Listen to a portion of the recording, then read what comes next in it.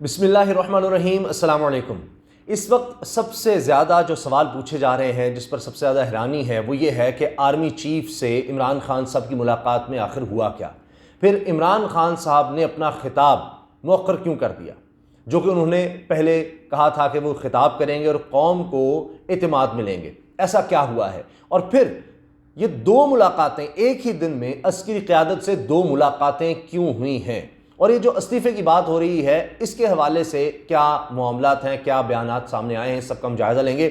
और सबसे अहम बात ख़त की कि उस हवाले से अब इमरान खान साहब ने सीनियर सहाफ़ियों को बुलाया और उनसे बात की। जहांगीर तरीन और अलीम खान ग्रुप ये किधर जा रहे हैं, ये किस तरफ देख रहे हैं और क्या हो रहा है, और अपोजिशन अभी तक इतनी ज़्यादा कॉन्फिडेंट क्यों नहीं है, नंबर गेम में कहीं आगे चले गए। सिंध हाउस में 190 से ज़्यादा कहा गया कि जी लोग मौजूद थे, जिनमें आमिर लियाकत हुसैन जो तहरीक इंसाफ के हैं, मशहूर शख्सियत हैं, वो भी थे और दीगर बहुत से लोग थे। तो ये क्या मामला है? और MKM को जाने के बाद, यानी अब अपोजिशन में जाने के बाद किस तरह का पब्लिक रिस्पॉन्स मिल रहा है, ये सब चीज़ें हम डिस्कस करते हैं। तो सबसे पहले जनाब आर्मी चीफ के हवाले से बात कर लेते हैं। DGISI और आर्मी चीफ की मुलाकात की खबरें आई। इमरान खान साहब से मुलाकात से पहले आर्मी चीफ ने पेशावर का दौरा किया और वहाँ पर जनरल फैज़ हमीद जो कोर कमांडर पेशावर हैं और साबिक DGISI हैं, उन्होंने जो इस वक्त वहाँ की पेशावर की सूरत हाल है कि किस तरह से ऑपरेशन जारी हैं, और उस पर army chief general Qamar Javed Bajwa को ब्रीफिंग दी, उसके मनाजिर भी सबके सामने आए। लेकिन एक और चीज़ है कि गवर्नर खैबर पख्तूनख्वा से शाह फरमान से आर्मी चीफ की मुलाकात हुई और इसमें दीगर अरकान भी बताया जा रहा है, तहरीक इंसाफ के मेंबरान जो हैं वो भी थे। ये बहुत अहम है। और उसके बाद वो आते हैं और इमरान खान साहब से मुलाकात करते हैं। अब यकीनन इसमें ये ख़त वाला मामला भी आया होगा कि क्या किया जा सकता है क्या नहीं। तो फिर लगता है कि इमरान खान साहब को ये मशवरा दिया गया है कि ख़त आप पब्लिक में ना लेकर आएँ। जो सीक्रेट एक्ट है कि बतौर वज़ीर-ए-आज़म जो भी चीज़ें होंगी वो सीक्रेट रखी जाएंगी, जो इस तरह की कम्युनिकेशन है उसको सामने नहीं लाया जाएगा। बहरहाल लगता यह है कि इस वजह से फिर उनका खिताब वो मौखर हो गया। लेकिन इसके बाद वो काम जो उन्होंने पहले करना था, यानी साफ़ियों से मुलाकात करनी थी, वो डिले हो गई। और उसके बाद फिर उन्होंने साफ़ियों से मुलाकात की और इस खत को दिखाया नहीं गया, लेकिन बता दिया गया कि इस खत में क्या है। यानी मेन चीज़ें जो थी, मुल्क का नाम बताने से इमरान खान साहब ने वाज़ेह इनकार किया। मैं नहीं बताऊंगा क्योंकि इससे फ़ायदा तो मुझे है, इमरान खान को तो बहुत फ़ायदा है, उसकी पॉपुलैरिटी हो जाएगी, लोग पता लग जाएगा, लेकिन मुल्क का नुकसान हो जाएगा कि जी ये ममालिक के दरमियान जो भी इस तरह की चीज़ें हों वो कभी भी सामने नहीं लाई जाती। इससे मुल्क की मफाद बहुत ज़्यादा नुकसान पहुँचता है और कोई भी मुल्क फिर आप पर ट्रस्ट नहीं करेगा कि जी देखें ये बात हुई थी, ये सारा मामला हुआ था, तो यार यहाँ की तो हुकूमत ही जनाब वो कुछ भी आगे कर देगी, तो इसलिए हम कोई भी कम्युनिकेशन इनसे करें ही ना, तो वो मामला आ जाता है। बहरहाल अब बताया जा रहा है कि उसमें किसी मुल्क ने ये पैगाम पहुंचाया कि जी ये मामलात किस तरफ जा रहे हैं। यानी लगता है कि जी ये रूस और ये सारा कुछ क्यों हो रहा है। तो बताया गया कि देखें इसमें सिर्फ इमरान खान नहीं है, इसमें इदारे भी इन्वॉल्व होते हैं, पूरा सोच समझ कर चला जाता है। तो उस पर आगे से जवाब आया कि ठीक है, लेकिन बात ये है कि आप तो ये कह रहे हैं, लेकिन हमें ये जो बंदा है यानी इमरान खान, ये बंदा अगर अब ये जो अदम इत्मीनान की तहरीक आ रही है, इसके बावजूद अगर ये बंदा रहा तो फिर इसके कॉन्सिक्वेंसेस होंगे, इसके नताइज होंगे। यानी ये बात पहले कही जाती है, ये कम्युनिकेशन पहले कर दी जाती है और तहरीक अदम इत्मीनान उसके बाद आती है। सोचिए ज़रा, उसके बाद आती है कि एक मुल्क पैगाम भिजवा रहा है और उसके बाद ये तहरीक भी आ जाती है। अब इसके बारे में ये हो रहा है कि इसको नेशनल सिक्योरिटी में भी शायद उठाया जाएगा कमेटी में, और फिर इन कैमरा इजलास की बात हो रही है पार्लियामेंट के, जो बहुत शौक था। पहले देखिए कितने हमारे यहाँ दो नंबरी कह लें या सोच कह लें, पहले कहा था जी झूठ है, इमरान खान झूठ बोल रहा है, ये जाली है खत, इसमें कुछ ऐसा है ही नहीं, ये कोई बात ही नहीं है, ये वो है। अब वही लोग कह रहे हैं कि नहीं नहीं नहीं नहीं, इसको सामने नहीं लाया जा सकता, नहीं नहीं नहीं। अब वो शौक भी पहले कहते हैं अगर ऐसी बात है पार्लियामेंट में लाई जाए, लो जी इन कैमरा इजलास में। इन कैमरा का मतलब है कि बाहर बात नहीं हो सकती, वो पार्लियामेंट के इजलास बुलाने के लिए हुकूमत चलेगी। इसका मतलब है इमरान खान सच्चे थे, ये बात है, ये मौजूद है, ये हकीकत है। तो अब वो बात भी आ गई। इसके अलावा आप देखिए कि एक बात ये हो रही थी कि जी क्या कोई इस्तीफ़ा मांगा गया है।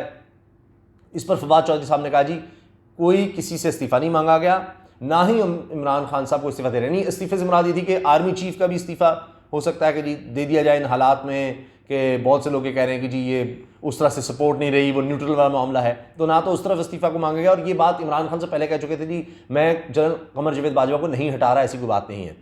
अच्छा, इमरान खान साहब का इस्तीफा नहीं मांगा गया, और इसमें एक बड़ी ज़रूरी बात यह है कि इमरान खान साहब अपने इंटरव्यूज़ में कह चुके हैं कि जी मेरे से कोई इस्तीफा इस तरह से मांगता है जिस तरह नवाज शरीफ ने इल्ज़ाम लगाया जी आर्मी चीफ आया और उन्होंने इस्तीफा मांगा या पैगाम पहुंचाएगा, तो मुझसे कोई अगर मांगता तो मैं उसका इस्तीफा मांग लेता कि भाई मैं इलेक्टेड प्राइम मिनिस्टर हूँ, मेरे से किस तरह इस्तीफा मांग रहे हो। तो उस हवाले से भी ये बात बहुत हो रही है जी इमरान खान से इस्तीफा मांगा गया, इस्तीफा मांगा गया। फवाद चौधरी ने कहा जी कोई इस्तीफा नहीं मांगा गया और ना ही इमरान खान साहब इस्तीफा दे रहे हैं। वही बात हुई, पहले बड़ा शोर सुबह उठा था और अपोजिशन भी कह रही जी इस्तीफा दो, तो इमरान खान साहब कोई इस्तीफा नहीं दे रहे, ये वो आखिरी हद तक जाएंगे, आखिरी गेंद तक लड़ाई करेंगे। शेख रशीद साहब ने ये बात कही है कि जी इमरान खान डटा हुआ है, आखिरी गेंद तक खेलेगा, और वो ये कह रहे हैं कि एक वक्त आएगा ये सारे लोग जो भाग कर गए हैं भगोड़े लोटे ये वापस आएंगे, लेकिन तुम इनको ठुड्डा मारना।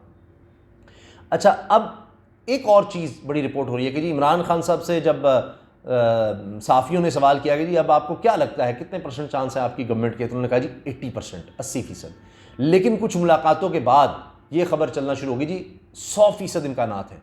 अब समझ नहीं आ रही, क्योंकि बाज़ लोग ये कह रहे हैं जो इमरान खान साहब के करीबी हैं वो इस तरह की बात कर रहे हैं, वाज़े तो कुछ नहीं बता रहे कि जी बैड लाइट भी तो हो जाती है मैच में कि एक टीम जीत रही होती है लेकिन खेल का इख्तिताम कर दिया जाता है कि जी अब रोशनी बहुत ज़्यादा कम हो गई है।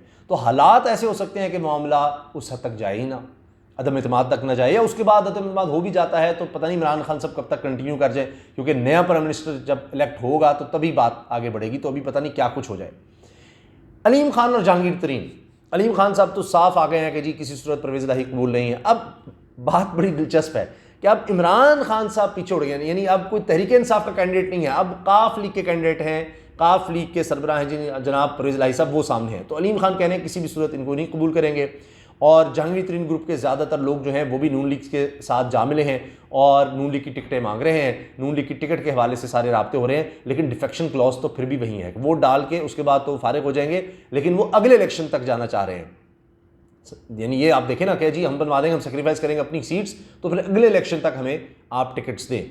तो ये अब बात हो रही है। वो अलीम खान और जहांगीर तरीन ग्रुप जो हैं अगरचे अलग अलग हैं, वो इकट्ठे नहीं जा रहे, लेकिन दोनों का रुझान जो है वो नून लीग की तरफ है। यहां तक बात हो रही है कि अलीम खान को जनाब वज़ीर आला बना दे नून लीग अपनी तरफ से, क्योंकि वो ये सारा जो होगा इसके बाद जो बैकलैश आना है लोगों की तरफ से कि जनाब आपने इमरान खान को जो हटाया, दावे बड़े थे, बहुत कुछ था, आपने तो बर्बादी कर दी है, आप तो बड़े दावे करते थे, तो आपसे तो हालात कंट्रोल नहीं हुए, तो फिर लेने क्या आए थे। तो वो चाहते हैं कि भाई अलीम खान, वो एक तहरीक इंसाफ की छाप है, वही आगे आ जाए, हम कोई ना आगे आए, हमारा फेस ही कोई ना हो, क्योंकि जो कुछ होना है वो हमारे सामने आए ही ना।